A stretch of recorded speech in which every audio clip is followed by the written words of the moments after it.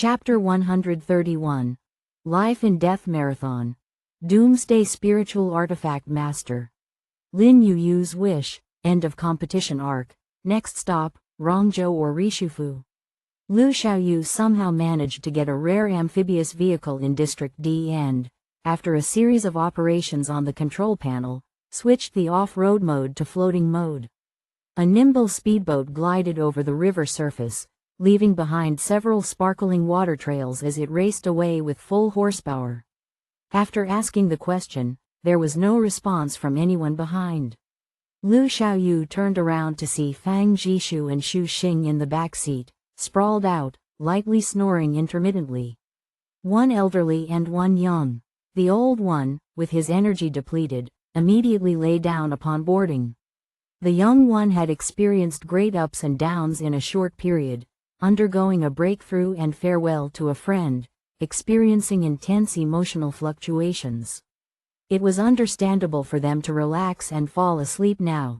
The remaining four young and strong individuals, however, were lost in their own worlds, paying no attention to his words. "Where are we going?" Lu Xiaoyu asked again. Still, no one paid attention. All four were immersed in their own thoughts. Lu Xiaoyu didn't tolerate this behavior. He swiftly accelerated and made a sharp turn in the speedboat. The turbine spun fiercely, creating intense eddies, and the boat, skimming close to the river surface, seemed to fly low. He casually opened the skylight, splashing river water onto a few people's faces. "Patui, Patui, Lu Xiaoyu, could you please follow some traffic rules?" Song Ke and Lin Yuyu were jolted awake as if from a dream, rushing to the window to vomit. "How disgusting. Who knows how many zombies died in this water? Awake? Then tell me where we're going." Lu Xiaoyu snorted lightly. Zhuang Qingyan silently handed over a lit screen. Lu Xiaoyu reached out and took it. The next route had already been marked on it. Song Ke closed the car window and stole a glance at Zhuang Qingyan's face through the glass. He was resting his chin on his hand, browsing through data with lowered eyelashes that cast shadows, concealing all emotions. It was impossible to discern who he was angry with, his profile frozen like an ice sculpture. After Yin Xiao uttered that mind-blowing, "I like you," he and Jennifer returned to the hover car, supposedly hurrying to meet with others from Tuston and submit the commissioned objective above. Life is unpredictable. What if he disappears at Hyman? Song Ke turned back to support Zhuang Qingyan. His eyes narrowed dangerously, his tone carrying a chilling seriousness. Song Ke stared expressionlessly at him, pointing to the ubiquitous drones around, making her meaning clear. "Just kidding," Zhuang Qingyan responded with a faint smile, slowly retracting his mental ability. "He's gone. What do you want to talk about?" Song Ke didn't forget what had been interrupted earlier. Zhuang Qingyan looked down at the seemingly indifferent Song Ke, his brow gradually furrowing. "He just confessed his feelings to you." "Yeah, what do you think about it?" "I was a bit surprised," Song Ke admitted truthfully. "Besides surprise, nothing else." This response left Zhuang Qingyan in a more difficult position. "He said he likes you, yet you have no reaction." Zhuang Qingyan began to realize something, his expression turning serious. Song Ke blinked, humbly seeking advice. "Should I have had one?" Zhuang Qingyan silently gazed at Song Ke, suddenly pondering a question he had never seriously considered before. "Song Kiki, do you know what liking someone means?" This time, Song Ke seriously contemplated for a while, shook her head. Her grandpa hadn't taught her that. Then Zhuang Qingyan fell silent. Zhuang Qingyan, who could calculate without a change in expression even facing the cunning and sly zombie king, was now sitting in the speedboat, seemingly encountering some complicated puzzle of the century, rarely lost in thought. Song Ke stole glances at him for a long time before silently retracting her gaze. In fact, she could realize that, apart from being a bit slow, she was quite obtuse in terms of emotional memory. This was a problem she had since she was very young. Regular kids would display various emotions like joy, anger, sorrow, and happiness, but Song Ke didn't know how to express them properly. When others laughed heartily, she would end up in tears, and when others cried loudly, Song Kei's eyebrows would knot, her little face turning red, appearing particularly angry. So, people who didn't understand her, like Aunt Ching, would find her gloomy and unpleasant. Song Kei had once asked her grandfather why she was different from others. Her grandfather told her to observe and learn more, starting with imitating people of her age around her. He said Song Kei was a very, very smart child who would surely learn well. Encouraged, Song Kei studied hard. As she grew older, gradually she became like others. She cried when she needed to, laughed when it was appropriate, and never had untimely actions. Expressing normal emotions became her instinct. But there was one thing Song Kei never learned: how to like someone. She didn't have parents, and her grandfather didn't have a wife. In her lonely journey of growing up, there was no reference around to tell her what two people who liked each other should be like. Song Kei liked her grandfather and also the member of Team V587, but she felt that what Zhuang Qingyan meant wasn't this kind of liking. "I have a question for you all," Song Kei, who couldn't figure it out, straightforwardly asked. "What does it feel like to like someone?" Lin Yu instantly became spirited and leaned in, gossiping. Who likes you? Did someone confess to you?" "Yeah," Song Kei nodded honestly. Someone can't sit still anymore?" Lu Xiaoyu's mechanical arm clapped lightly. "If you like each other, you should be together." Lin Yu glanced at Zhuang Qingyan, deliberately raising her voice decisively. "Together?" Song Kei became more confused. "Start dating first, then get engaged, married, and then..." Lu Xiaoyu paused for a moment, lacking practical experience, and rigorously flipped through the data. "The book, Analysis of Old Civilizations' Customs and Ethics says so." Lin Yu immediately objected. "It's the end of the world now, let's skip engagement and just get married." Lu Xiaoyu was more concerned about another point. What about the crystallization of love? "If we divide the responsibilities, I suggest making a schedule. Where should the household registration be? What about schooling in the future? Staying in Liuboni or maybe Asgar? I highly recommend these two institutions." Lin Yu nodded. Household registration indeed needs careful consideration. Ferrara and Tungwen are also options.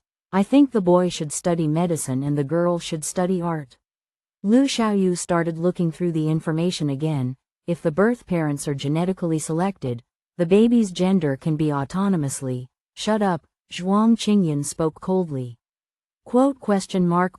Lu Xiaoyu opened his mouth, about to protest. "Shut up," Zhuang Qingyan interrupted him again, his expression as cold as frost.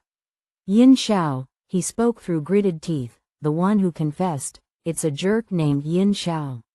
"What?" Lin Yu said, confused. Lu Xiaoyu stayed quiet for a few seconds then unexpectedly spoke. "Who's Yin Xiao?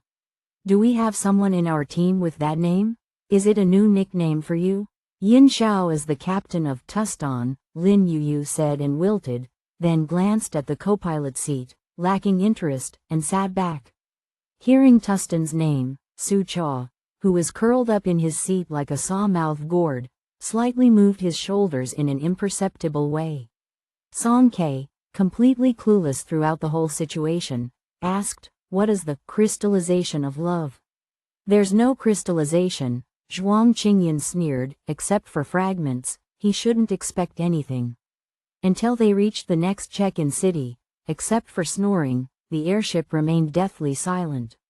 After the zombie king's death, the threat from the zombie tide weakened, the situation of the refugee influx eased, and surviving cities got a chance to catch their breath. The latter part of the competition proceeded smoothly, at least on V587's side. It could be described as extremely boring. The audience in Ferrara sought thrills and excitement, but after V587's stunning operation in killing the Zombie King, they swiftly returned to their nonchalant attitude, leisurely following other teams to check in, occasionally strolling through the live broadcast room designated for the presumed champions. Either Song Kei held the terminal, seemingly counting money, though actually doing something else, or Xu Xing and Fang Jishu put on a show of deep sleep for everyone. Only Su Cha went diligently for the check-in alone, while the rest of the team rarely appeared on camera. Without any exciting content, the viewership in the live room rapidly declined, and gradually, the audience lost interest. How lazy was V587? They were lazy enough to specifically choose cities that other teams had already checked into, just trailing behind them, picking up the scraps. Even the barrage comments started saying, "This isn't a championship team, it's clearly the king of slacking off," V587's Slacker Behavior Award. The next day, the most discussed topic became the feud between 3 grandsons and 1 grandpa, and Shengxing Tea House.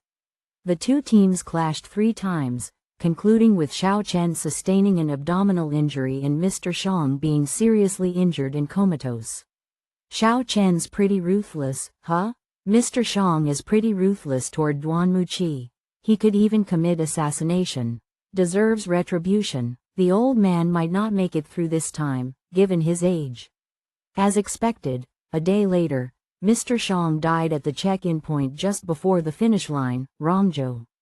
Due to severe internal conflicts, Shengxing Tea House didn't manage to complete the competition. However, these had nothing to do with V587.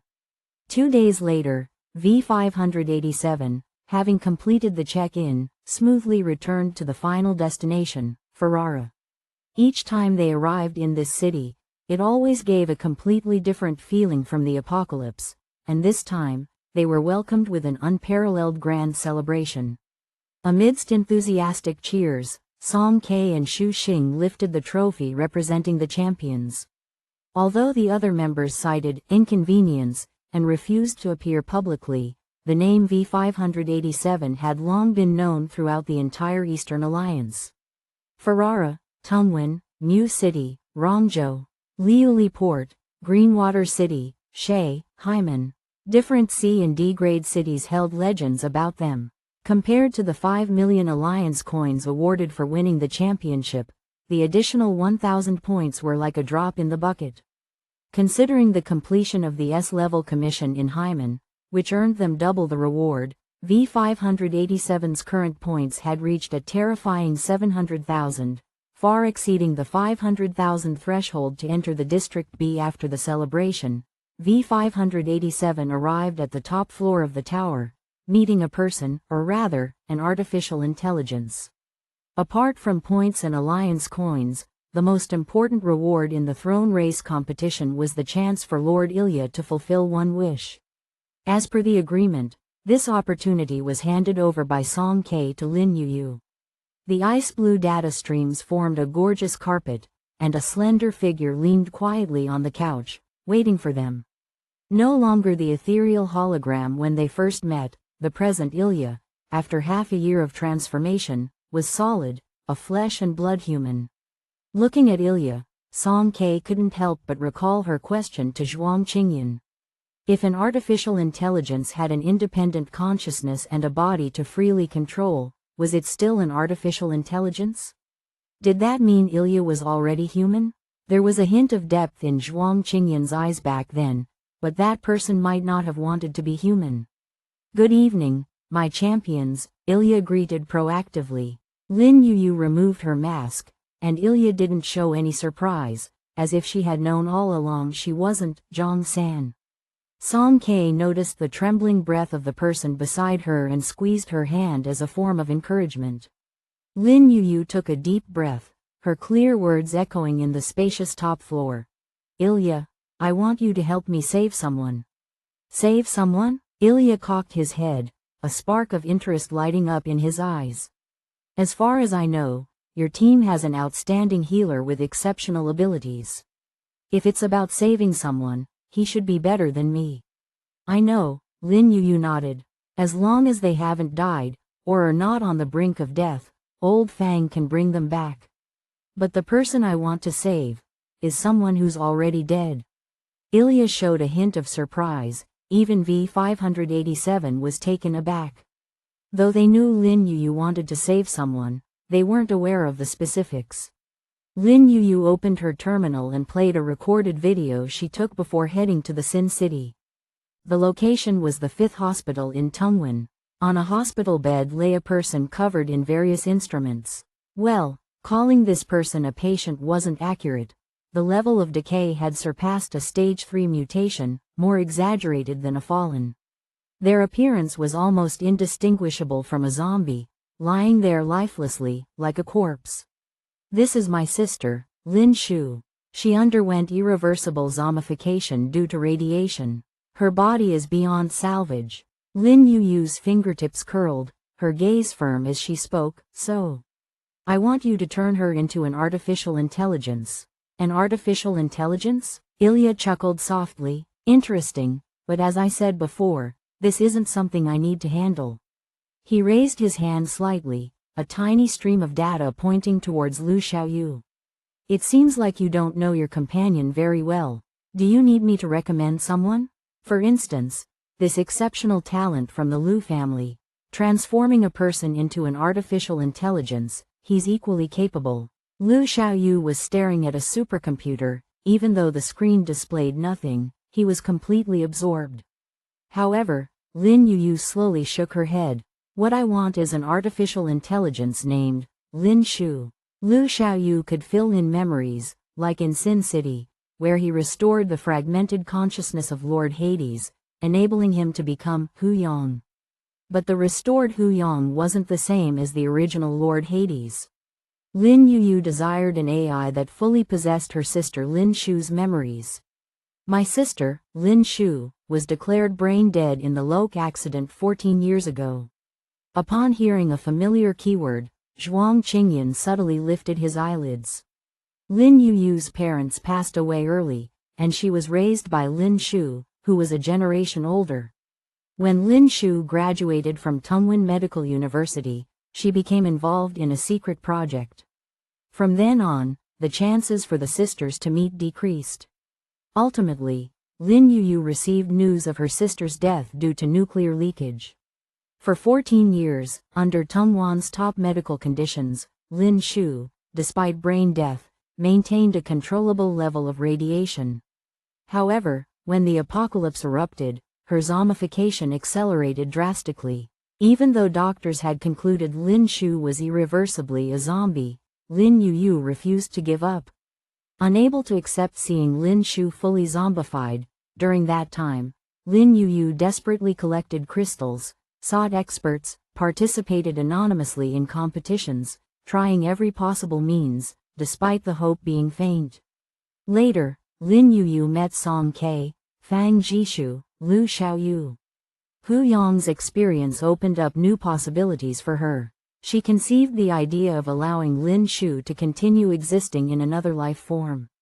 But a crucial piece was missing. This piece could only be provided by Ilya. Lin Shu, she underwent memory storage, Lin Yu said, each word deliberate. She had the habit of regularly updating that memo. I want to retrieve her memories from you. I want a complete Lin Shu. I also want to know what happened 14 years ago in Loke. Memory storage was a secret known only to the locals of Ferrara. Ferrara's AI was highly advanced, and even before Ilya became the city's magistrate, this unique service had emerged. As humans aged, their memory ability gradually declined, forgetting many things. But computers didn't. Therefore, the people of Ferrara could archive and back up memories in AI. By merging brainwaves and neurons with a fixed AI port through weak electric stimulation, they linked it with the storage module in the AI's memory. This action formed a synchronous memoir in the cloud. If humans lost certain memories due to accidents, aging, or forgetfulness, they could retrieve them through a rollback function. After Ilya emerged as a super AI and Ferrara's ultimate authority, he naturally connected to all intelligent terminals, including the part used to record the memoir. This was why Ilya knew everything, the memories of all Ferrara citizens. Lin Shu was among the first volunteers in the project, depositing all memories since birth into the AI. In the silent stillness, Ilya smiled. If this is your wish, I can fulfill it for you. This arc ends here. Also, I'll be taking a break for the holidays and will be back next year. Merry Christmas and Happy New Year in advance. Tilde health and happiness to you and yours in the new year ahead. Chapter 132. Fire Seed. Doomsday Spiritual Artifact Master. Lock 0017. Starships flew past from high above, their silver-white streamlined designs resembling soaring seagulls with outstretched wings. As they approached the city, transparent energy shields activated, and the starships decelerated into the platform. The energy pillars imprinted with the Luz logo automatically docked, and passengers disembarked, chatting and dispersing towards various exits.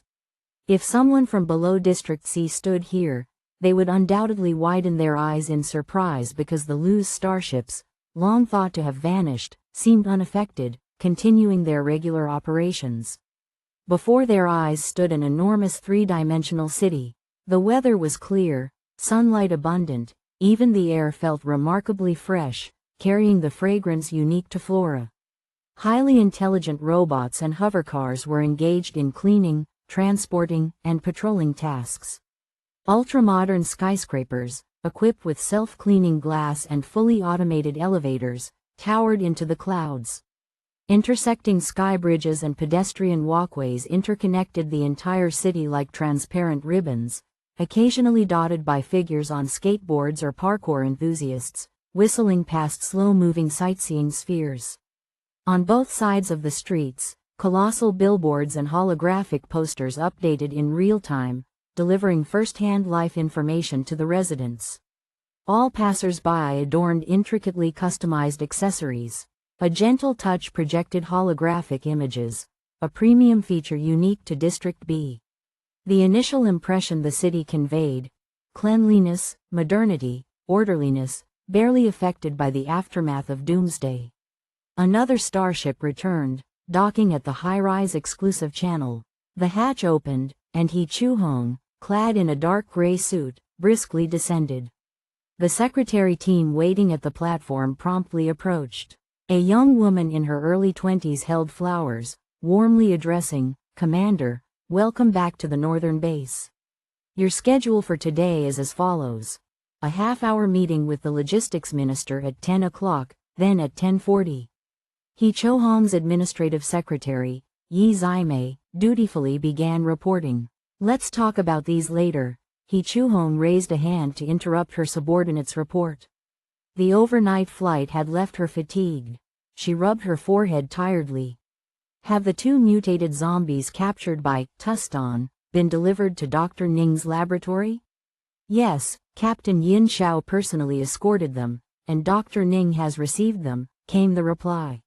He Chu-hong nodded in satisfaction. Despite Yin Xiao's unruly nature, he was dependable when it came to tasks. How is General Yi's health? She inquired. Physically, he's doing all right. Yi Zimei carefully chose her words. He's been sleeping soundly these days and even had 2 extra bowls of food. He Chu-hong paused, a hint of concern furrowing her brow. But his mood isn't great, she prodded. Something has been bothering him, Yi Zimei murmured softly. What happened? He Chu-hong's steps halted abruptly.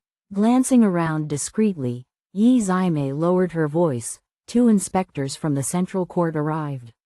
Inspectors? Under what pretext? He Chu-hong's expression turned tense. They're here regarding Dr. Ning's ongoing research project.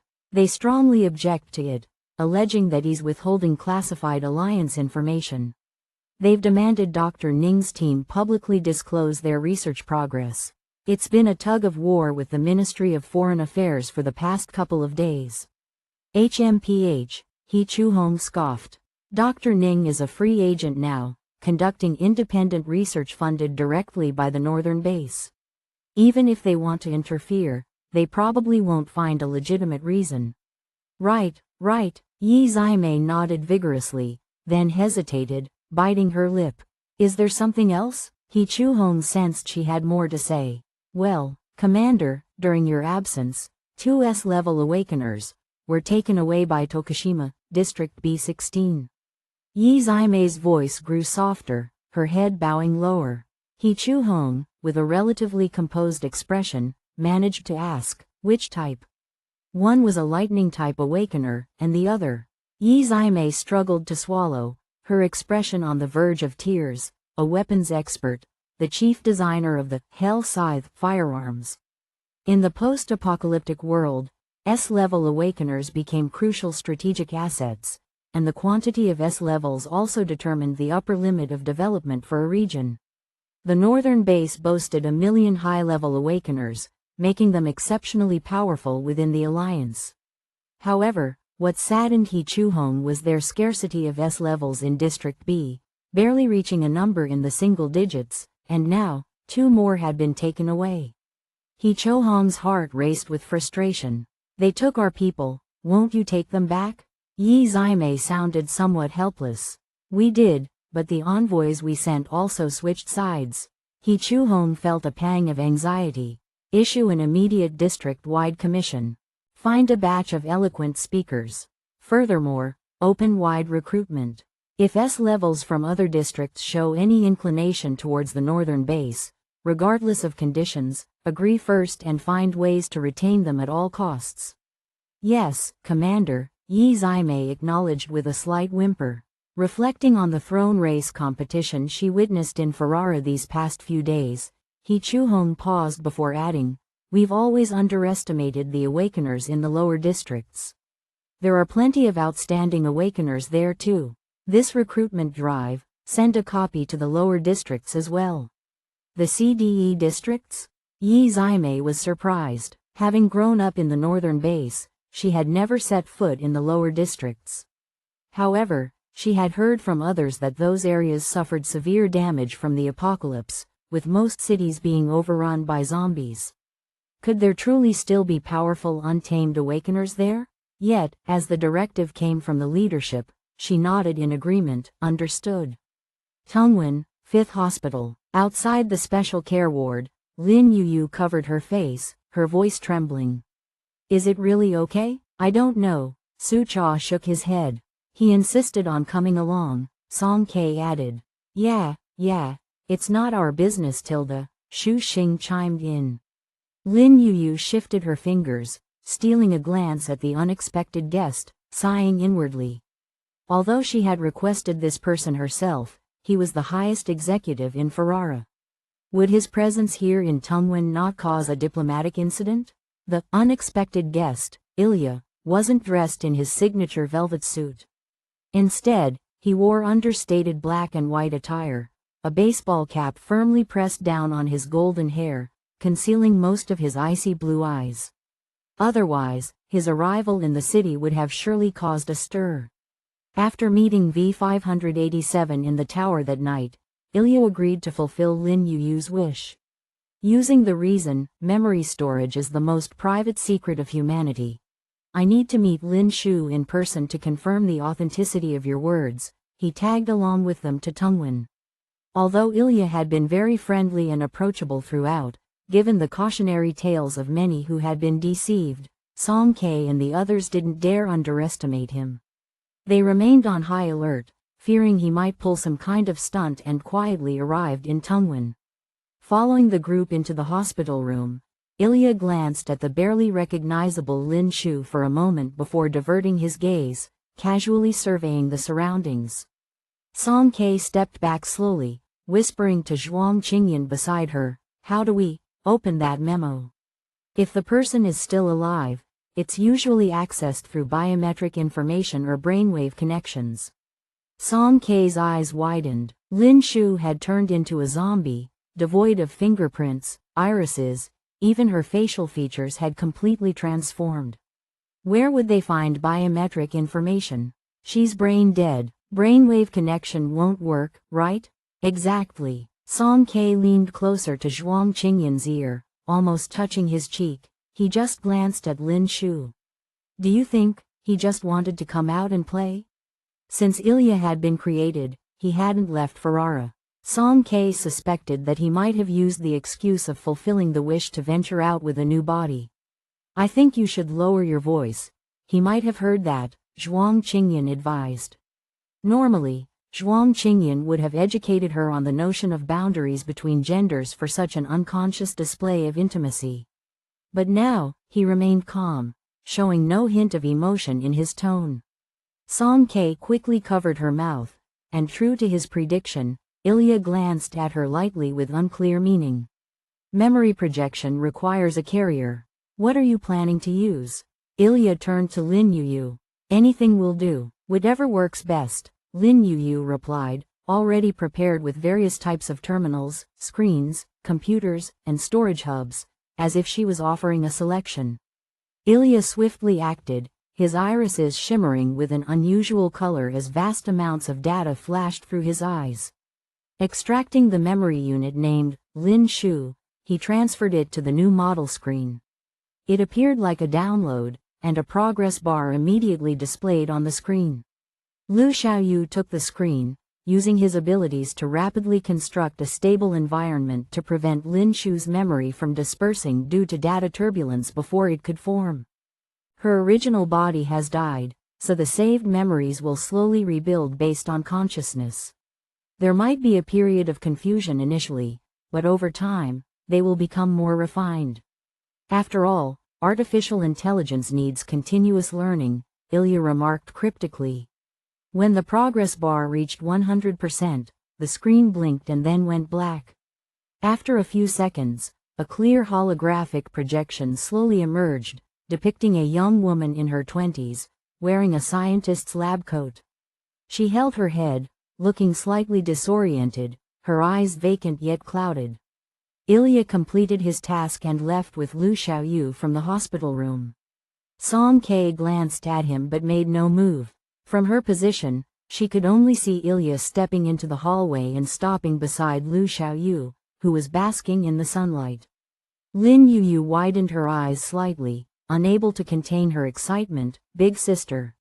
Lin Shu, overwhelmed by the sudden influx of memories, appeared a bit confused. She gazed at Lin Yuyu with puzzlement. Who are you? Suddenly, her expression changed. No, wait, who are you calling big sister? Do I look that old?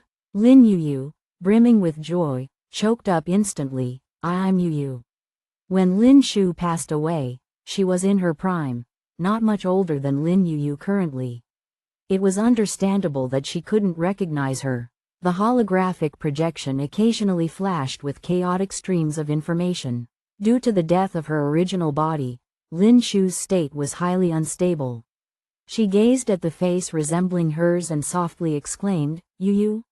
Are you Yuyu? How did you grow so much? Big sister. Lin Yuyu cautiously reached out her finger and lightly touched Lin Shu across the gap. 2 tears trickled down her cheeks.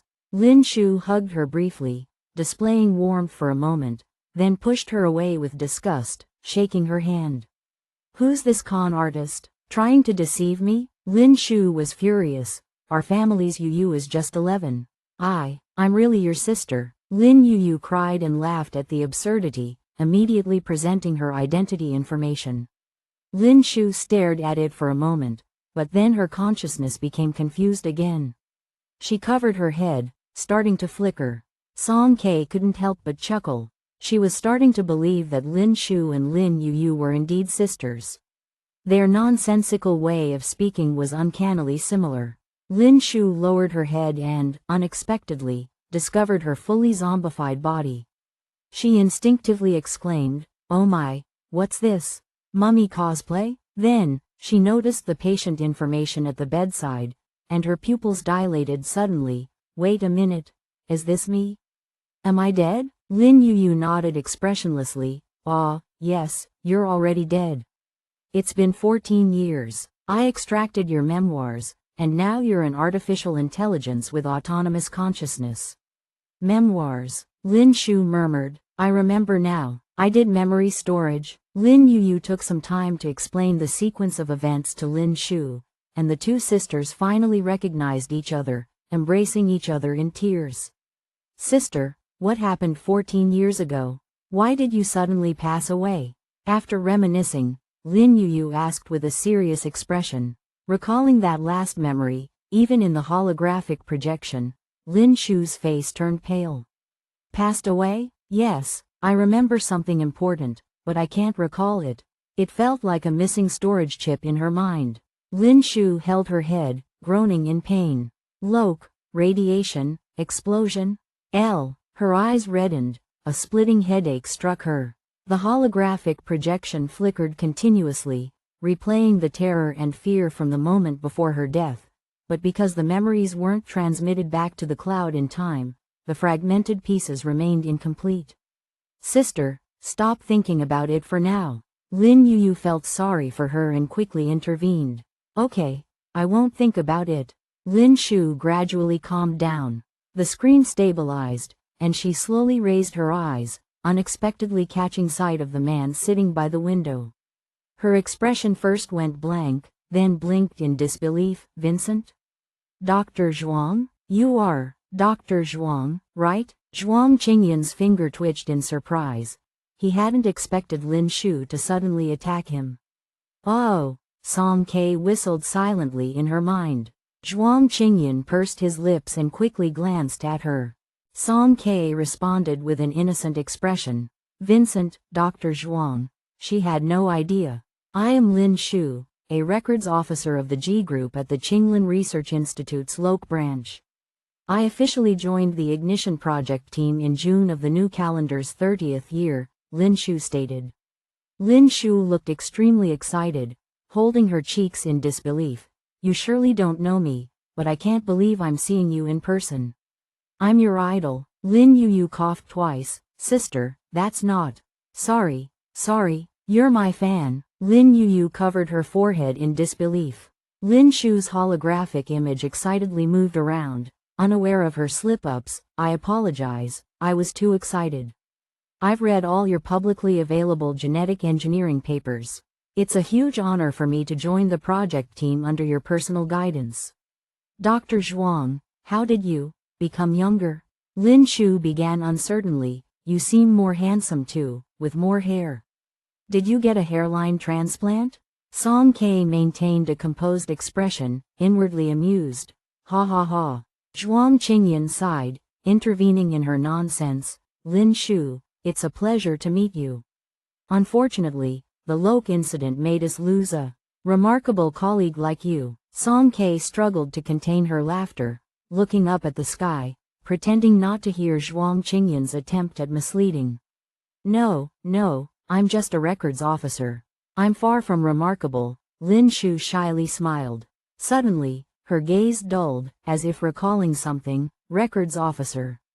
Dr. Zhuang, I have important things to report to you. Report. Experimental subjects, lost. She repeated some fragmented phrases aimlessly. Zhuang Qingyan furrowed his brow slightly, attempting to help her gather her thoughts. If you're talking about the loss of experimental subjects, after the Loke incident, Qinglin conducted a detailed check internally. All registered experimental subjects died, and there were no instances of the losses you mentioned. You might be mistaken. If it's before the incident, that's even more impossible. Lock 0017. Lin Shu swiftly reported a string of codes. As if frozen in place by a spell, Zhuang Qingyan abruptly ceased speaking upon hearing these numbers. Every muscle in his body tensed. The lost experimental subject is Lock 0017, Lin Shu repeated. LAK 0017, according to the experimental logs, on November 7th of the new calendar's 33rd year, due to the failure of the 1314th gene fusion, the original cells died. This experimental subject no longer had research value. Zhuang Qingyan spoke in a low voice. LAK 0017, along with Lock 0117 and Lock 0366 from the same batch, were destroyed.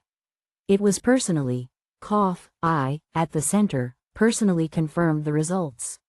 November 7th of the new calendar's 33rd year was a Thursday, the fixed date for the concentrated destruction of failed experimental subjects. November 8th of the new calendar's 33rd year was a Friday, the day the Loke nuclear leakage erupted, engulfing the Ignition Project team in flames. Destroyed? Yes, yesterday, Ming destroyed them all, Lin Shu muttered. Her memory halted on the eve of the accident, shrouded in a thick fog that she couldn't penetrate. Lin Shu tugged at her hair, and the holographic projection flickered in disarray. No, it's not like that. I saw it, they weren't destroyed. Lin Shu suddenly screamed frantically. Ming took them away. In the arc title, Huozhang, Hozhang, translates to fire seed, or seed of fire, also tinder, in English. The term can vary in its context based on its usage.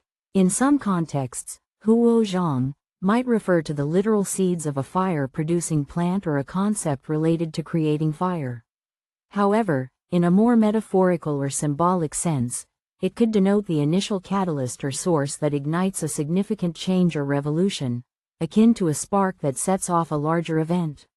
This term might be used in literature, storytelling, or philosophical discussions to signify the beginning or origin of something influential or transformative. Happy New Year! Wishing you a fantastic year ahead filled with joy, success, and wonderful moments. Chapter 133.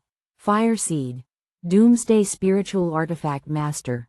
Parting Ways? Dr. Zhuang, I'm sorry. My life ended so suddenly, I never expected to tell you the truth in this way. Lin Shu finally recalled her memories before death. Her expression became calm, and her emotions gradually stabilized. Why are you so sure that Lock 0017 was taken away? Zhuang Qingyan furrowed his brow and asked. Lin Shu replied in detail. I am the record keeper for Group G. After the destruction process was completed, it was my responsibility to upload the operation logs. However, when I reviewed it, I didn't receive any data from LAK0017. I immediately contacted Ming, but he had already disappeared along with the subject. Why didn't you report it immediately? Zhuang Qingyan pointed out the flaw in her explanation. Lin Shu lowered her head in shame. As colleagues, Ming and I had a good personal relationship. I thought he was just momentarily confused. I didn't want him to face consequences because of it. I'm sorry, Dr. Zhuang, it was my negligence at work. Zhuang Qingyan's expression turned cold. Momentarily confused?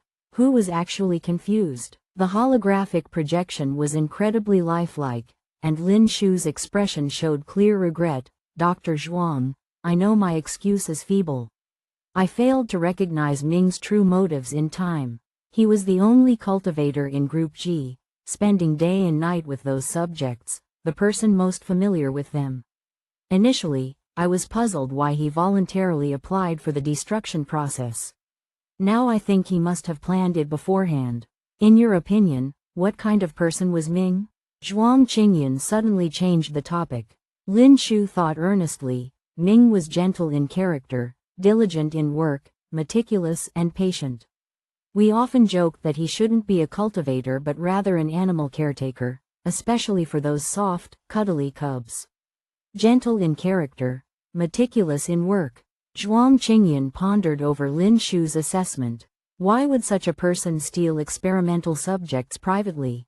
Dr. Zhuang, would the loss of the experimental subjects bring any negative impact to the institute? The Fire Seed project was already extremely challenging. If you were reprimanded because of this? Lin Shu's tone was very anxious as she inquired. Zhuang Qingyan remained silent for a moment and then nodded reassuringly. Don't worry. What Ming took was just an abandoned experimental subject. Besides you, no one else noticed it. Moreover, the Lok incident has already covered everything up. Lin Shu breathed a sigh of relief. That's true. The original cells had all died, and that subject had no further research value. I just don't understand the significance behind Ming's actions. Lin Shu, who had revealed the truth, felt a weight lifted off her chest. She now focused on studying her newfound AI form and spoke in low tones with Lin Yu, inquiring about her current situation. Zhuang Qingyan's fingertips tapped rhythmically on the armrest of his wheelchair as he fell into contemplation, his gaze lowered in deep thought. The researcher codenamed Ming. His brain was like an extensive library, swiftly retrieving the needed information from within. Ming, full name Ming Ji, a cultivator in the Fire Seed Project's G Group, was also among the first outstanding graduates of the Lausanne training program. He had crossed paths with Zhuang Qingyan several times before. In memory, Ming was a young man with a refined appearance. Ming's life trajectory was quite intricate. He was born in Lausanne, District B25, but later moved with his family to the northern base, District B10, due to his parents' work. Subsequently, he obtained a doctoral degree in genetics in Escale, District B9. When he joined the Fireseed Project, Ming was only 20 years old. In the eyes of society, he was worthy of the label, youthful genius. His documented records halted 5 years after the Loke incident in the list of casualties. Loke wasn't just one area but a collective term for 2 nearby cities, including Lausanne, District B25, and Fenwick, District C26. The nuclear leakage incident from that year had shocked the entire alliance. Continuous explosions led to raging fires, dispersing a substantial amount of high-energy radioactive material into the atmosphere. This caused a perennial fog in both cities, leading to their abandonment. Zhuang Qingyan believed Lin Shu's account. Ming had fled with an experimental subject, for whatever reason. An alien experimental subject wouldn't survive long in regular air and needed a specialized chamber with enriched oxygen. Ming was highly likely to have returned to the familiar B district. So, I'm almost 40? Lin Shu, engaged in conversation nearby, suddenly burst into laughter. The holographic projection flickered, changing her appearance to that of a mature middle-aged woman. Lin Yu smiled at her, and the two seemed to switch roles, Lin Yu becoming the composed elder sister, while Lin Shu took on the role of the lively younger sister. "Oh, who's this handsome young man?" Lin Shu noticed Su Cha standing against the wall and asked curiously. "He's Su Cha." Surprised, Lin Shu exclaimed, "Oh my, you're already dating a boyfriend at such a young age?" No, I got it wrong again. How old are you this year?" As she spoke, she glanced at Fang Jishu and Xu Xing in the back row, momentarily getting confused about the situation. "Seriously? Your son is already this big? Call me Aunt Tilda." Xu Xing's curly hair stood on end in shock. Quote! Lin Yu felt deeply exhausted. Firstly, I don't have a boyfriend. Secondly, I don't have kids. Thirdly, I'm 25 this year. So, you're 25 and still don't have a boyfriend? Lin Shu asked incredulously. You've never been in a relationship? I'm really busy with work. Men only slow down my songwriting speed. Lin Yu winced at the jab. Songwriting? Last month you were arguing about becoming a starship stewardess, envying how they get to fly in the skies every day. Sister, that was years ago. Can we not bring up ancient history? The sisters bickered and joked, with Su Cha passing a bottle of water to Lin Yu. I almost forgot, it's now the year 47 in the new calendar. Lin Shu's gaze drifted towards Zhuang Qingyan, hesitating to speak several times before stopping herself. Zhuang Qingyan felt uncomfortable under her scrutiny. What do you want to say? Lin Shu, eager for knowledge, asked. Dr. Zhuang, you're 55, or 60 this year? You've aged so well. Is it some new anti-aging technology from the Institute? Peef. Lin Yu sprayed water all over Su Cha's face. Ha ha ha ha ha. Song Ke laughed mercilessly. Zhuang Qingyan's expression darkened. Outside the ward, Lu Xiaoyu sat in a wheelchair, basking in the sunlight. The light cast a faint golden filter on his somewhat pale cheeks, his silver short hair falling over his shoulders. His 6 mechanical arms were retracted. If one didn't notice his empty legs, Lu Xiaoyu appeared like a convalescent, a frail young man in the 5th hospital. A slender figure leaned against the railing, observing him with keen interest. In an imperceptible realm, 2 entirely different streams of data clashed, briefly touched, then separated swiftly, akin to 2 wandering snakes promptly marking their territories, erecting defensive barriers in alertness. Lu Xiaoyu raised half an eyelid, sensing no hostility from Ilya, and casually closed it again. Ilya smirked involuntarily, truly worthy of the Lu family, always arrogant towards artificial intelligence. This is our first meeting, yet you seem entirely unsurprised, Ilya remarked. Why should I be surprised? Lu Xiaoyu spoke with closed eyes. Oh, are you referring to that useless idiot who, after you snatched his body and turned him into a low-level AI in a computer, thinks I won't figure out his identity just because he's silent? In one breath, Lu Xiaoyu continued without pause, coldly assessing, he can't even look after his own body. The one crying and trapped inside a machine should be the surprised one. At the top of the tower, when Lu Xiaoyu released a bit of his mental energy, he detected familiar traces of data manipulation originating from the same source as him. After searching around, his gaze finally settled on a blank-screened computer.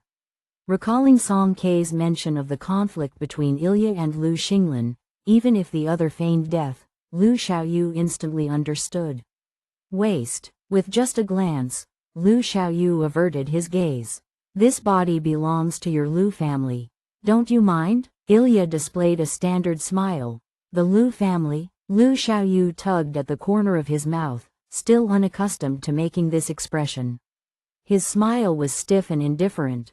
What's that got to do with me? Indeed a thorn. Ilya sighed lightly, almost imperceptibly. I admire your character. It's a pity. If it weren't for the lack of legs, I might consider changing target. I believe we could have cooperated very well. No, Lu Xiaoyu shook his head solemnly. I won't cooperate with you. I'll only make you hide and cry inside the computer. If Song Kei were here, she'd undoubtedly be very surprised. The current Lu Xiaoyu was entirely different from his usual self. When facing outsiders, he revealed a sharp, proud, and unequivocal side, appearing difficult to communicate with. But in reality, this was the true nature of Lu Xiaoyu. As an S-level hacker with supernatural abilities, he was confident in speaking these words. If Ilya's initial target had been him, forget 3 months, even in 3 years or 30 years, it would have been impossible for Ilya to succeed. The relationship between hackers and AI is one of mutual growth and competition. Whichever is stronger holds absolute authority. Lu Xinglan wasn't as powerful as Ilya, so he lost and had his body taken away. But at this moment, Ilya neither desired nor saw the necessity of determining a winner between him and Lu Xiaoyu. I want to make a deal with you. Not interested. Thanks to you, the Lu family is now in decline, searching everywhere for a replacement for that mother, Ilya continued, seemingly to himself. Really? Are they eyeing you up? Do you think being their father would be a good idea? Lu Xiaoyu cracked a dry joke. Ilya didn't laugh. His icy blue pupils flashed with a cold gleam. Compared to that one, I'm just an insignificant kid. It's been less than 10 years since I awakened my independent consciousness. Even if I become the magistrate of District C, I'm still weak. How could I contend with the Lu family that has influence throughout District B? But even so, I don't want to sit and wait for my demise. Ilya's expression softened slightly. If I indeed become a father, believe me, that won't make you happy. Lu Xiaoyu's eyelids twitched. Ilya raised his hand, and the code 101010 slowly formed an illusionary image, a faceless visage.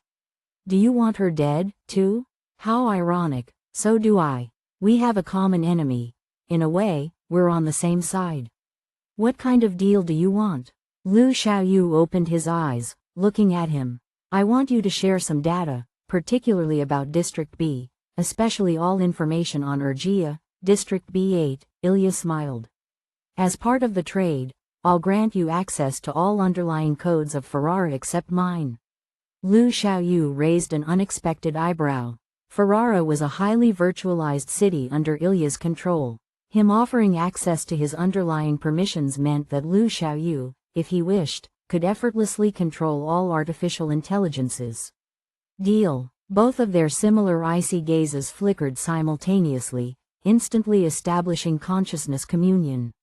Compared to that idiot, you're more suitable for this body, Lu Xiaoyu praised sincerely.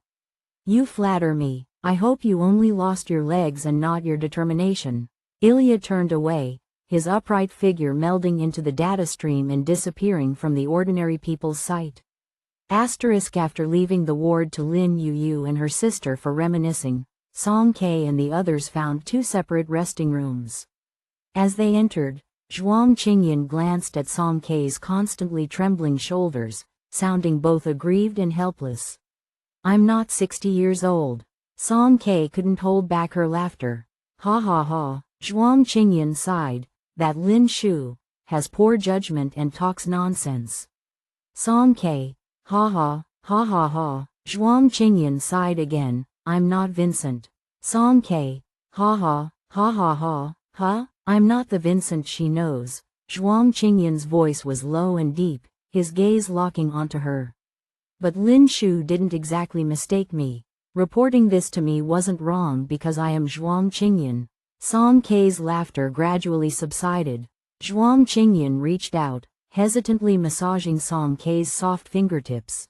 "Song K, I promised not to lie to you. This explanation is very complex.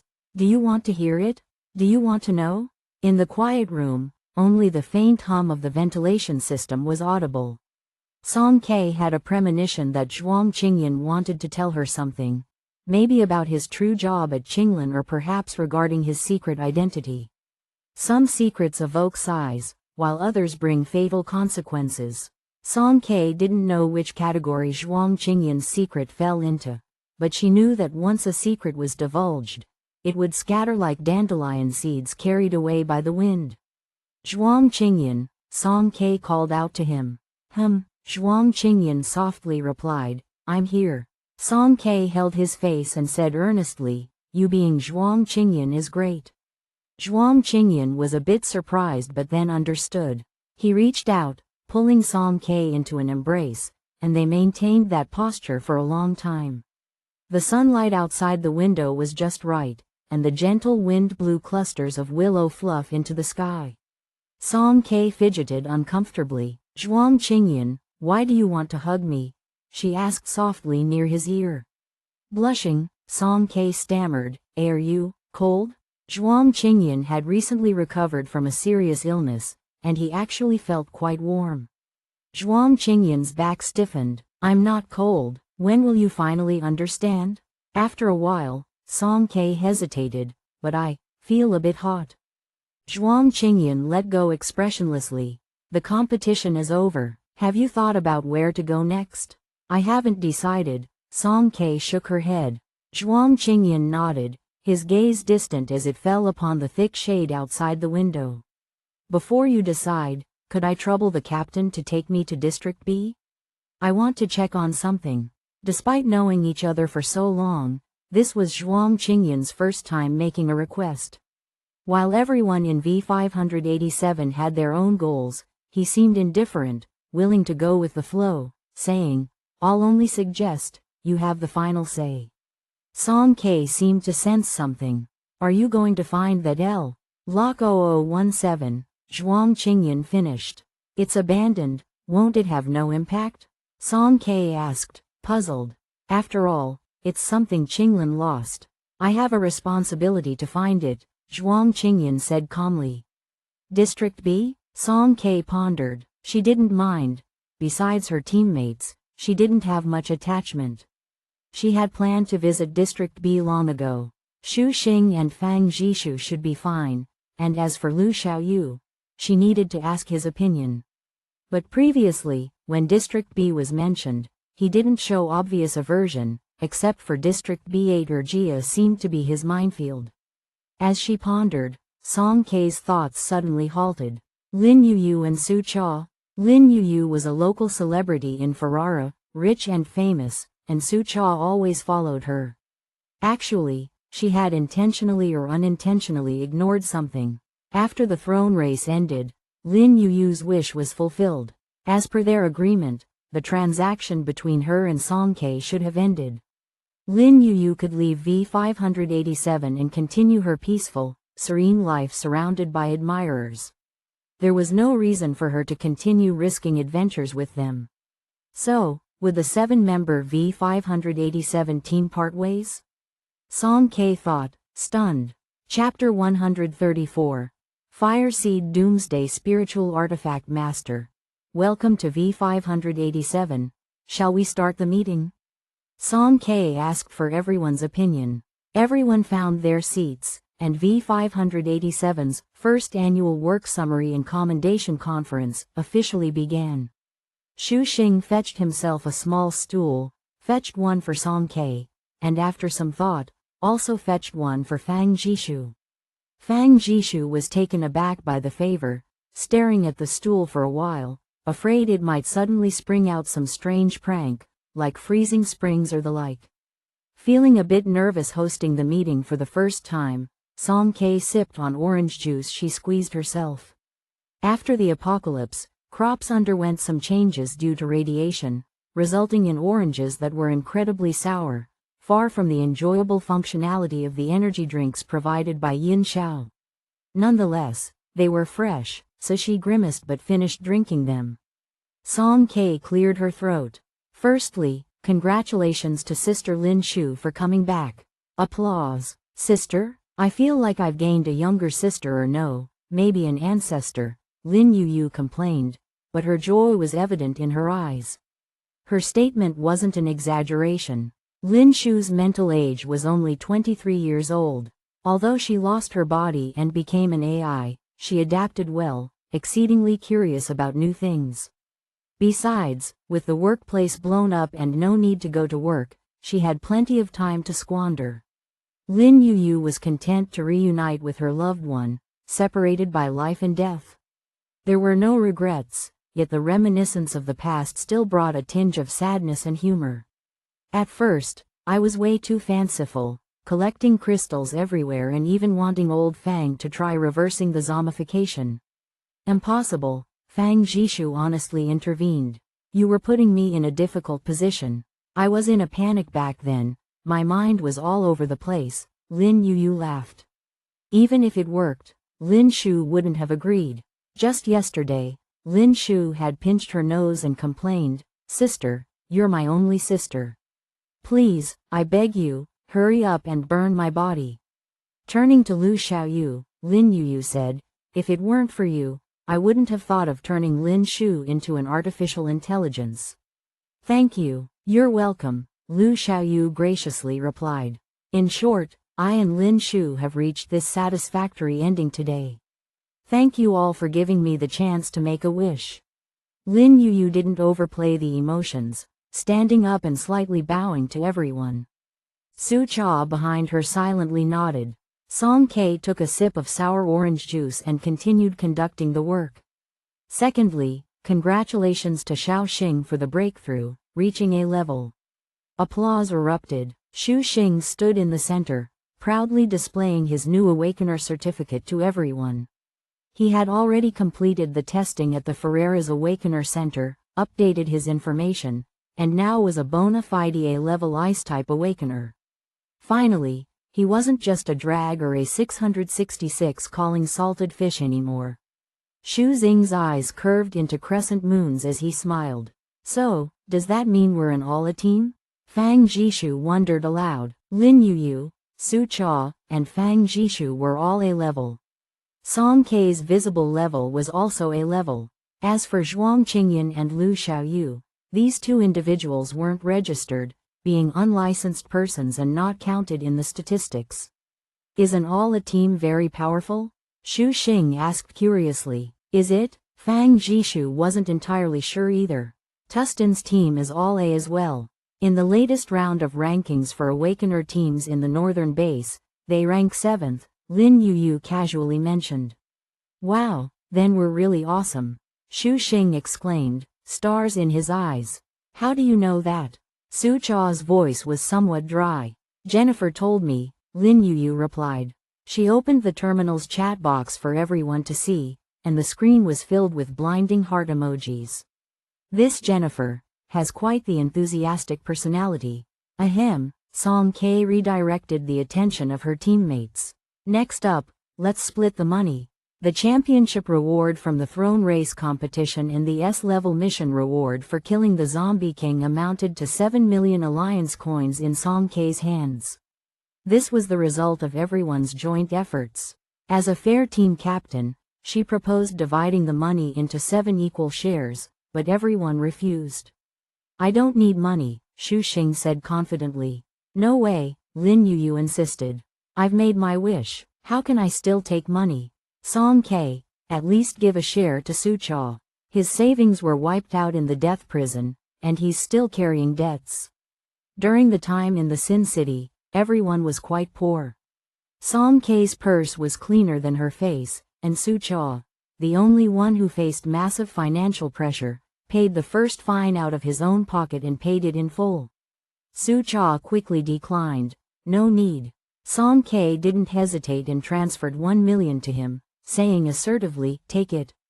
Lu Xiaoyu was even more direct, saying, Captain, convert mine into materials, this is my updated list. After Song K took it, his eyes started to sparkle again. Why was this list getting longer and longer? Fang Jishu declined too. I still have some savings, and besides, you giving me money won't have a place to spend it. Song K helplessly looked at Zhuang Qingyan. He was the only one left. Zhuang Qingyan shook his head slightly and said 3 words, you're in charge. Okay, I'll hold on to yours for now. Song K patted the terminal, reassuring everyone. Amidst the banter, Song K took a deep breath and slowly began, one last thing, I intend to go to District B. Except for Zhuang Qingyan, the rest were somewhat surprised. Although they had joked before about leaving Ferrara after the competition to visit District B, Song K's serious announcement implied that this plan was now in motion. The reasons were rather complex and hard to explain briefly. Song K sought help by looking at Zhuang Qingyan. I'll explain. Zhuang Qingyan naturally took over. He had changed his hairstyle, brushing all the bangs to the front, wore narrow-framed glasses on his nose, and had a refined, scholarly look on his side profile, exuding a mysterious and reserved aura. His new appearance diluted the academic feel he had before. Although his face remained the same, his demeanor was vastly different. It seemed as if overnight, he transformed from a research genius into a sophisticated gentleman. Now, even Gao Xiangyang and Lin Shu might hesitate for a while before uttering, Vincent. Zhuang Qingyan continued, due to personal reasons, I need to make a trip to District B. Song K will accompany me, and while the others are theoretically free to choose. Song K tugged at his sleeve. Zhuang Qingyan held her hand, gesturing for her to wait. But the captain hopes that everyone will join us. Wherever sister goes, I go.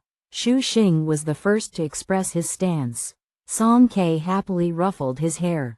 I'll go too. You guys get into fights and get injured every day. I can't rest easy if I'm not with you, Fang Jishu said with a smile. Despite the earnest efforts of the 119th Hospital to retain him, Fang Jishu chose to resign. Bound by so-called obligations and responsibilities in the first half of his life, always busy, now with the apocalypse upon them, he wanted to live as Yao suggested, following his heart. Zhuang Qingyan looked to Lu Xiaoyu, you're going back sooner or later, join us? Lu Xiaoyu shrugged, I don't mind. Finally, Zhuang Qingyan turned to Lin Yu and Su Cha, our cooperation has ended. Lin Yu was stunned. Before heading to Sin City, Song K made a deal with you both. You temporarily joined V587 and acted with everyone until the throne race ended, Zhuang Qingyan explained slowly. For certain reasons, the initial team formation process wasn't pleasant, but fortunately, the outcome was satisfactory. So, you're free now. Was this a breakup? Yeah, it's over. Lin Yu's mind was in disarray as she responded dryly. Zhuang Qingyan's eyes behind his glasses were incredibly serene. Song K said that from now on, you can do what you want. Even if we can't be teammates, at least we'll be friends. There will be a chance for us to come back to Ferrara and watch your performances. Yeah, I'll sing your hit song, Song K chuckled. Oh, come on, Song K, you sing off key and don't even realize it. Lin Yu smiled brightly, tears shimmering in her eyes. Hey, couldn't you try to convince me to stay? Or invite me to join you? We're treading on dangerous ground with every step. Song K gently shook her head. Whether it was rescuing Lu Xiaoyu from the death prison, aiding Fang Jishu's assassination of Nai Kong, or killing the zombie king, every action was perilous. Hence, they had all suffered injuries to varying degrees. But you're different. Song Ke gazed at Lin Yuyu. You have a home. Zhuang Qingyan, Lu Xiaoyu, Fang Jishu, and Xu Xing, along with herself, were people without attachments. They could easily pack their bags and go wherever they pleased. But Lin Yuyu was different. She had a home in Ferrara, a sizable studio, irreplaceable loved ones, and a stable and respectable job. Within V587, she was the one who needed the most determination because she always had an exit strategy. Lin Yuyu's vision blurred as she stared blankly, realizing that Song Ke, and even Su Cha and the rest were in a similar position. Only she was different. Fireseed Doomsday Spiritual Artifact Master. Welcome to V587. Lin Yuyu tilted her head back, holding back her tears, and softly asked, "When are you leaving?" "In a week," Song Ke replied. Lin Yuyu curled her fingers. "Then when you leave, I'll see you off." "Okay, you guys chat, I'll go check on Lin Shu." Lin Yuyu abruptly stood up and walked out of the room, almost bumping into Su Cha. Su Cha glanced back at the people in the room. His dark, inscrutable eyes revealed no emotions, but that was his usual demeanor, and no one minded. Finally, he nodded and silently followed Lin Yuyu outside. After the two figures disappeared, Xu Xing, confused, asked, "Aren't they going?" "They were temporary additions. We can't force them," explained Song Ke. Oh, Xu Xing's grudge notebook now had two fewer people in it, suddenly feeling empty. Lu Xiaoyu redirected the conversation. "So, about District B, where do you plan to go first?" Zhuang Qingyan considered before replying. "Probably several places in the north. Askar, District B9, Baishan, District B13, the largest independent research project incubation site, or maybe the northern base, District B10. Entering District B not only required reaching the threshold of 500,000 points but also undergoing comprehensive awakener testing. Despite V587's wealth, the entry city was crucial. It would be their calling card in the future, essentially their second home in District B. Lu Xiaoyu blinked in confusion. Why not prioritize the northern base? "I just found out they've released a new recruitment notice, the first time openly recruiting high-tier awakeners from District C and below." Xu Xing found the notice Lu Xiaoyu mentioned and read it aloud. "Recruiting high-tier awakener team members now. Excellent benefits. Joining the northern base grants equivalent treatment to District B awakeners, free accommodation in the Central District apartments, access to professional awakener training rooms and breakthrough courses, comprehensive medical education, basic life services." "Apartment," Song Ke exclaimed. "Breakthrough," Xu Xing cheered. Fang Jishu pondered. "Oh? Medical care in District B." Lu Xiaoyu argued. "The black market in the northern base is renowned. It has the widest range of materials."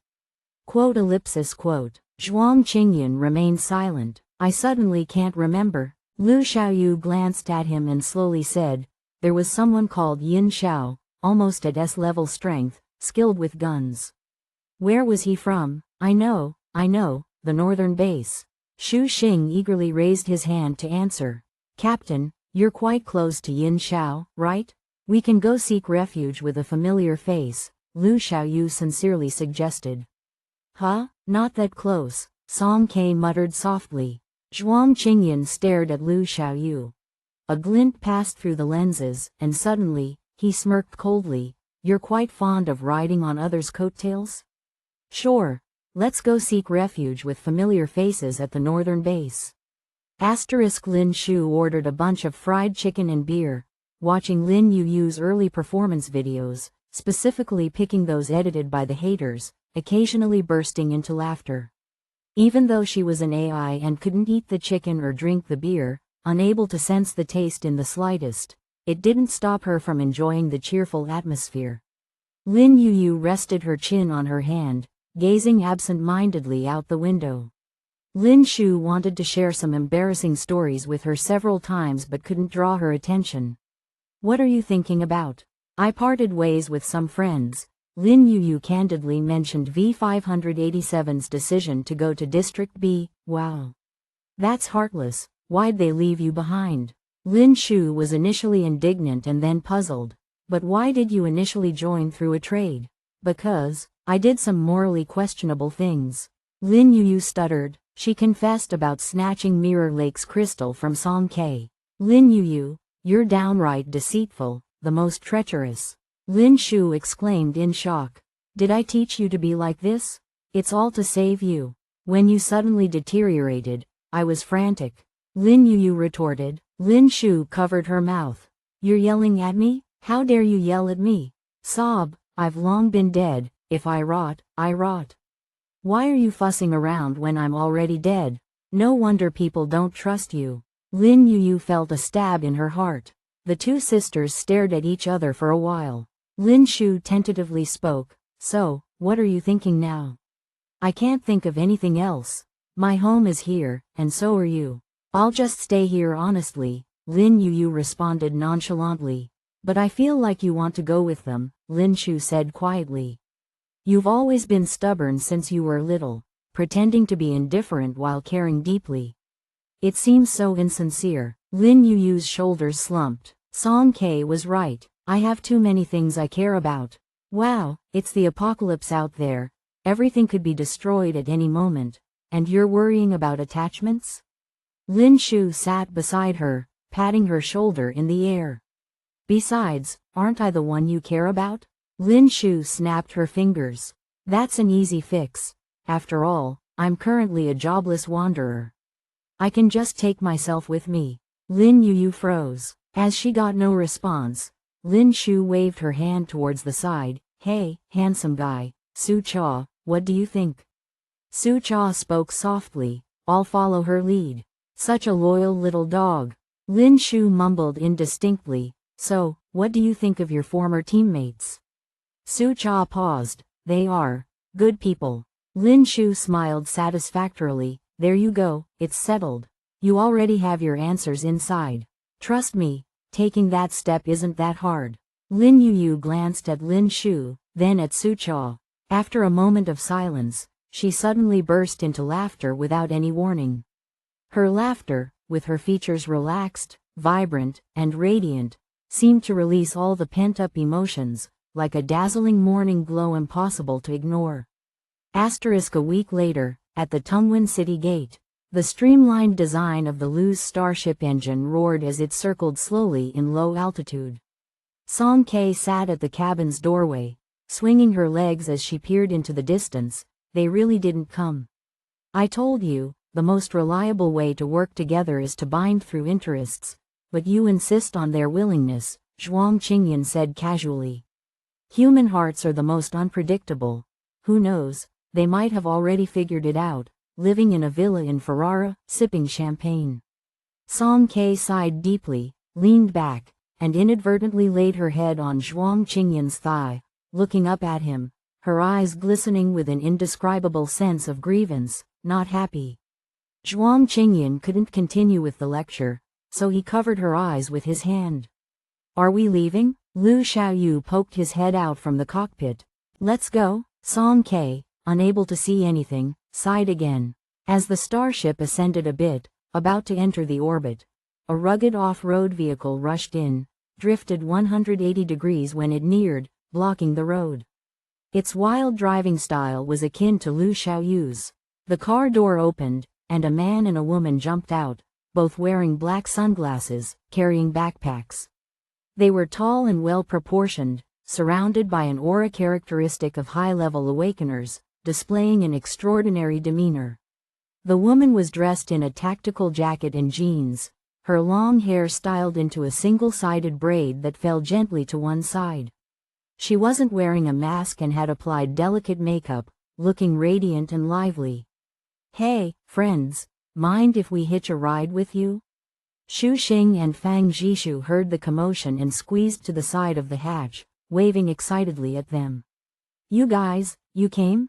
Song Ke let go of Zhuang Qingyan's hand and looked at them, unable to contain her surprise. And indeed, the two were Lin Yuyu and Su Cha. Lin Yuyu smiled brightly and freely. I've thought about it.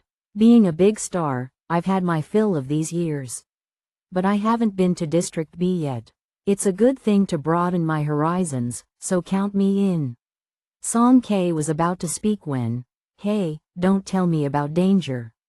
Come on, Song K, it's the end of the world now. Everywhere's dangerous, right? I perform at the Sakara Theater, and I have to worry about zombies suddenly popping up from underground.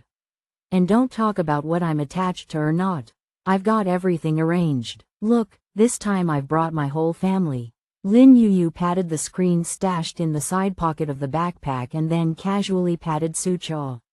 Amidst the airflow stirred by the starship, the two looked at each other for a few seconds.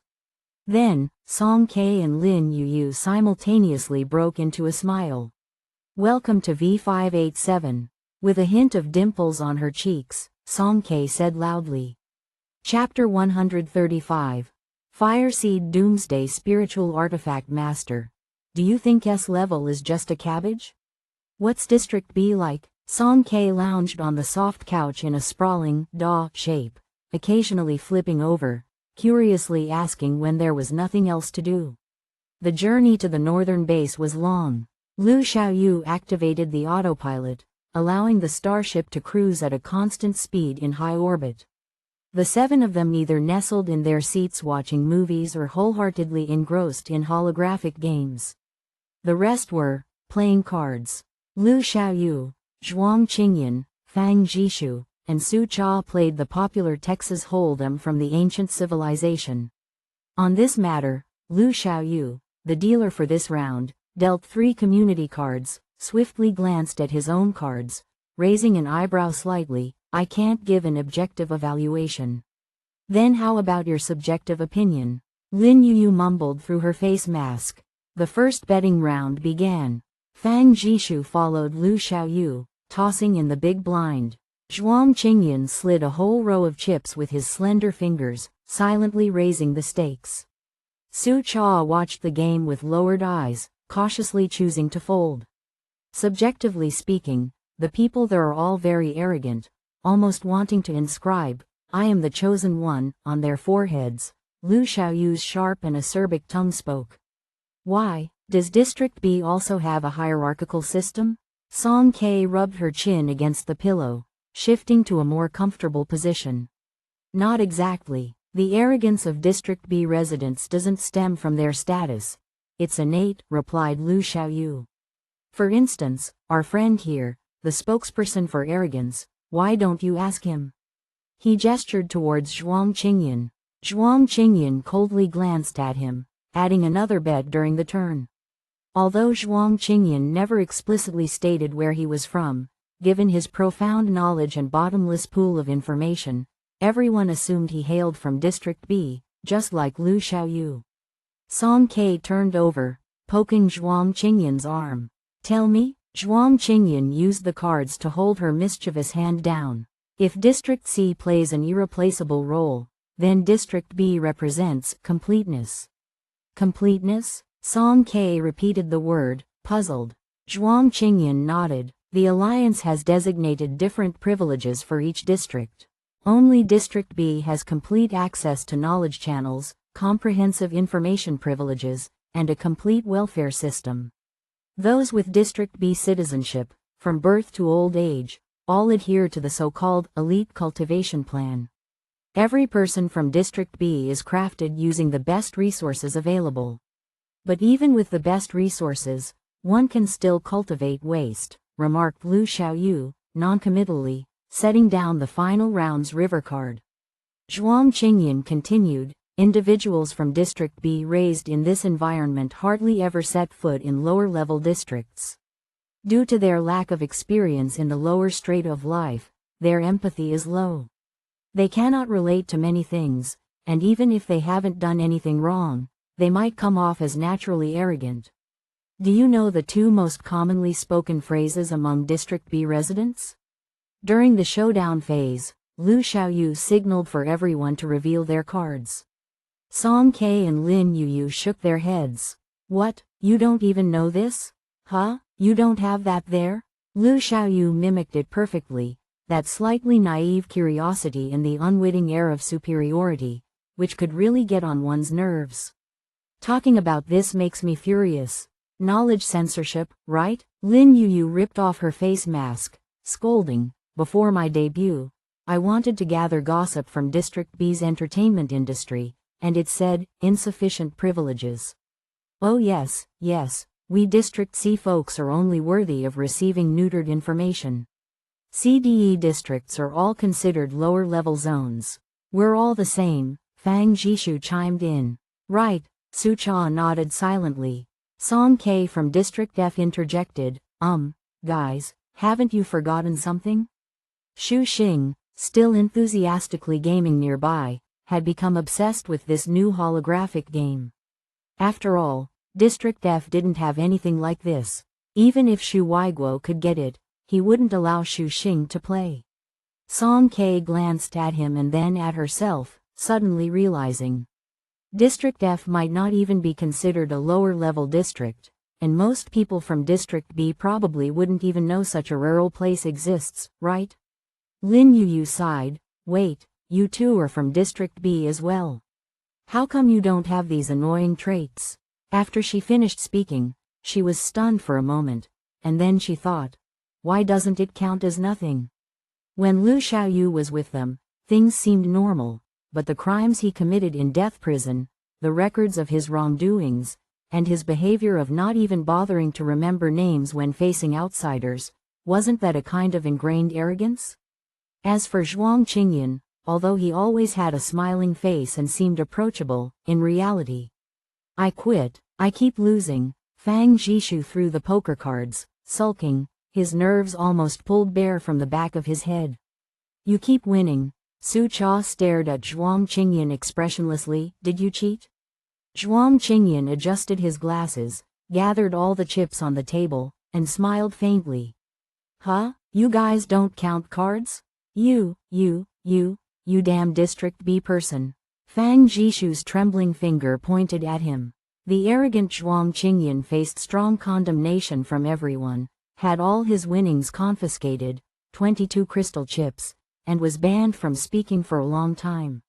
The New Asia Alliance's territory was vast, spanning from Tungwan in the east to the northern base in the north.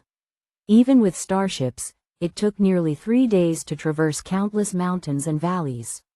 Song K was enthusiastic on the first day, ordinary on the second, and by the third day, she was so bored she was almost growing grass.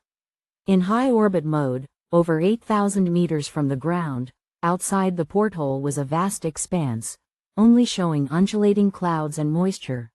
When will we arrive? Song K asked listlessly by the window. If she didn't move soon, her limbs would go limp. 5 more hours, Lu Xiaoyu replied. Song K whimpered. After the captain sternly requested an early arrival and with Lu Xiaoyu's agreement, they switched to manual driving mode. 3 hours later, they finally saw the northern base. The scene before them left them speechless. The periphery of the northern base was an endless wasteland, filled with ruins, destroyed buildings, collapsed billboards, drifting scraps of paper, and plastic bags. Thick dust and sand buried the former prosperity of the city. The development of this land had been completely frozen in the river of time. Above was a dimming setting sun, casting a gloomy shadow over the land. For miles around lay plains overrun by withered grass, the view dominated by dismal shades of gray, with the solitary northern base standing as the only splash of color. Rather than calling it a city, it was more like an oasis. Why did it turn out like this? Song K asked. War, nuclear war, Zhuang Qingyan said in a deep voice. Before the establishment of the New Asia Alliance, a brutal war erupted among the Cario Empire and the Loose Federation lasting for 3 years. The entire northern region was razed to the ground. Later, the 3 political entities signed a ceasefire agreement and a non-aggression treaty, finally ushering in an era of peace. The northern base was originally a post-war reconstructed homeland, inhabited by survivors who experienced the war, Zhuang Qingyan said.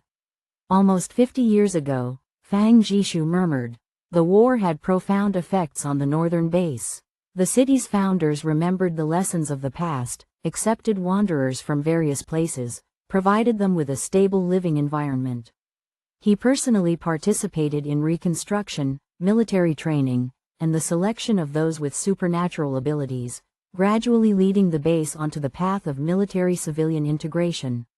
Therefore, after the apocalypse, the northern base's characteristics made it the refuge with the most people possessing supernatural abilities. Zhuang Qingyan's cold voice echoed in everyone's ears. The entire northern base only pledges allegiance to that original founder, not under the jurisdiction of aristocratic families, superconglomerates, or the central court. It's a unique presence in District B. Lu Xiaoyu's tone remained unchanged. That's right, the last hope of humanity. The northern base, a phrase known since childhood. Lin Yuyu recalled, I think I've heard, that founder's surname was Yi. Zhuang Qingyan nodded, Yi Zheng, General Yi, the long-standing leader of the northern base. As they approached the northern base, Lu Xiaoyu halted, we're nearing the detection zone. Let's discuss how to proceed. Can't we just fly straight in? Song Ke asked. Occasionally, various flying terminals crossed the sky. When they neared the northern base, a transparent protective shield appeared above the city, an invisible ripple scanning before the barrier automatically opened. Once they entered, the transparent cover swiftly closed as if it had never appeared. Obviously, we can't, Lu Xiaoyu said. What about using your abilities to break it? Lin Yuyu persisted, I can make it briefly malfunction for a second, but what about after we enter? This is District B, do you think the patrols inside are idle? 1 second, Zhuang Qingyan smirked playfully. The mighty S-level hacker, are you used to eating soft food? Aren't you ashamed to say that?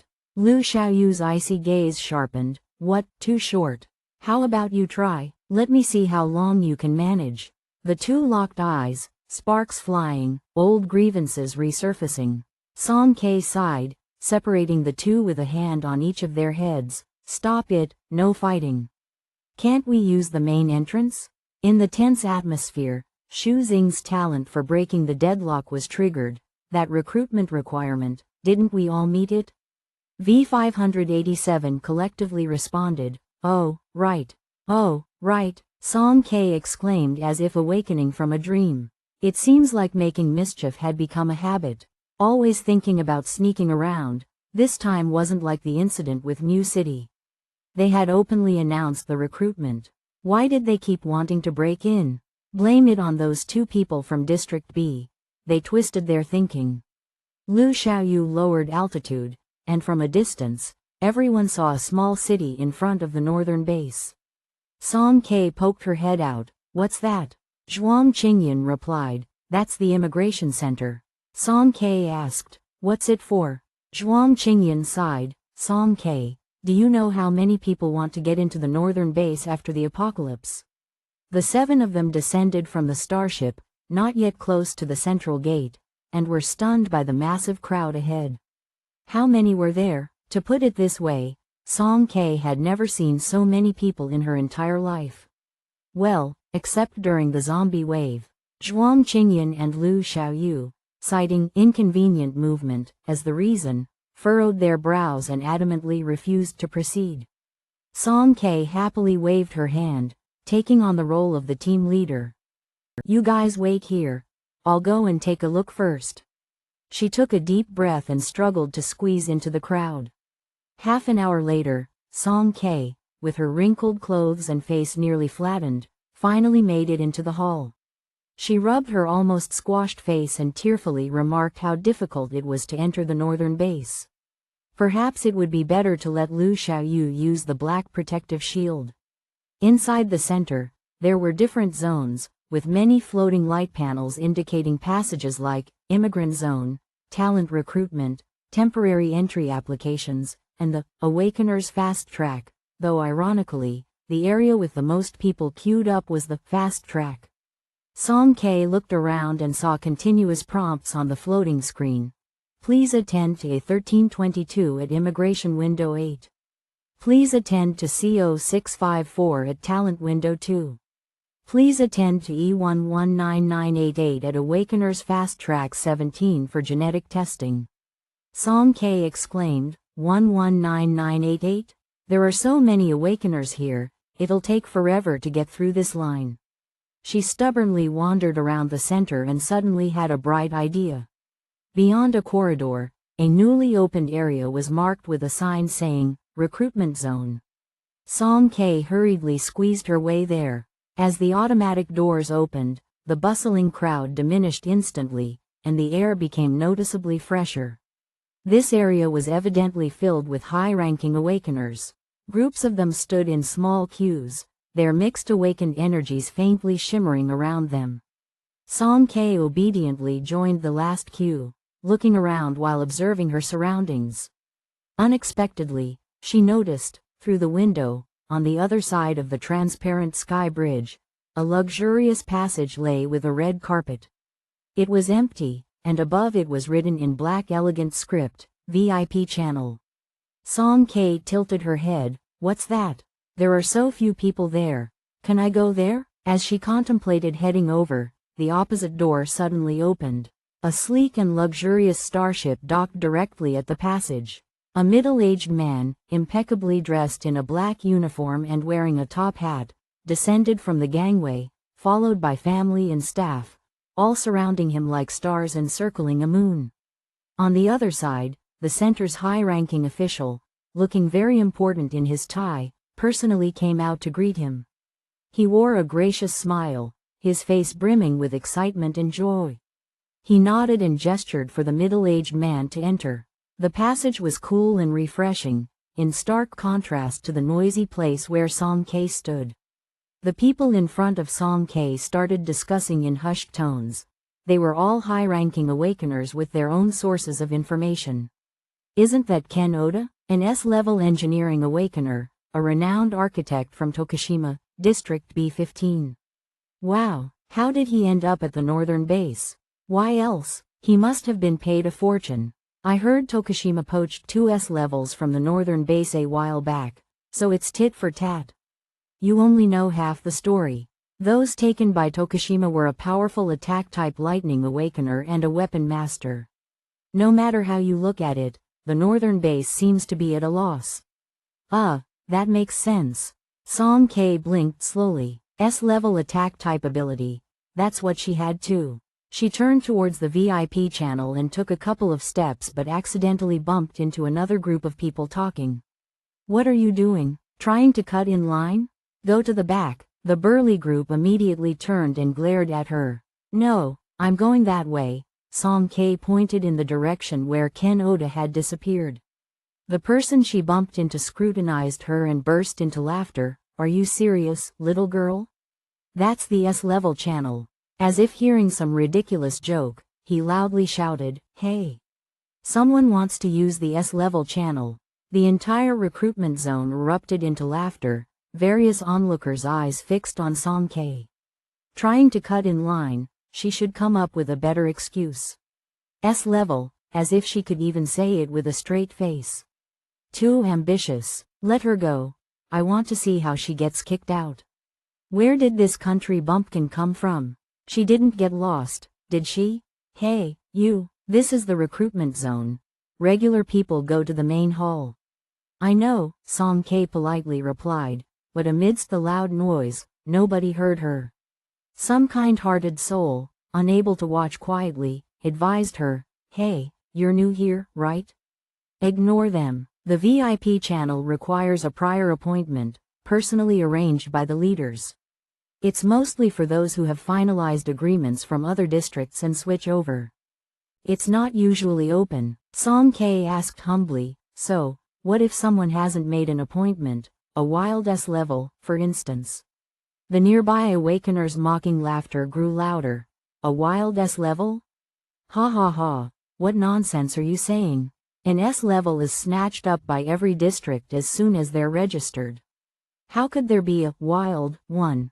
Someone intentionally bumped into Psalm K's shoulder provocatively but ended up surprised when she didn't budge. Unaware of this, others continued their mockery. You think S-level Awakeners are just everywhere, like cabbages? The entire northern base only has 8. That's already remarkable, okay? Yeah, do you think you can pull anyone from the streets and they'll be S-level? Amidst the laughter, Song K remained expressionless, thinking to herself, yeah, there's nothing extraordinary about it. There are 3 in our team. Picking out anyone randomly from outside now, there's a 50-50 chance they'd be 1 too.